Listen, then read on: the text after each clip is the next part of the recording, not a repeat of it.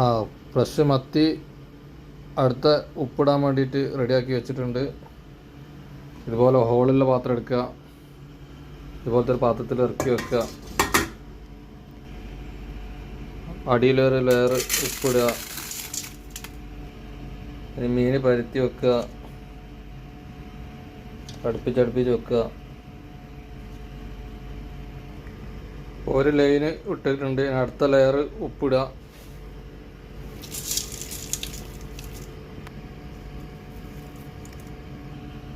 അടുത്ത വരി വെക്കുക. അപ്പോൾ അത് രണ്ടാമത്തെ ലെയറായി. അതിൻ്റെ മുകളിൽ ഉപ്പിടുകയാണ് മൂന്നാമത്തെ ലെയർ. അപ്പോൾ മൂന്നാമത്തെ ലെയറും വെക്കുകയാണ്.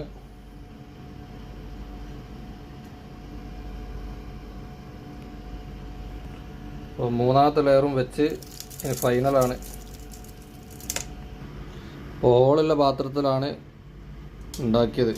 അപ്പോൾ ഇതിൻ്റെ താഴെ വെള്ളം ഡെയിലി വെള്ളം ഇതിൽ വരും, അത് ഒഴിവാക്കുക, ഡെയിലി ഒഴിവാക്കുക.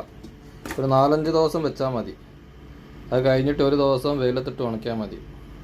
മുകളിൽ കുറച്ച് കൂടുതൽ ഉപ്പിടുക.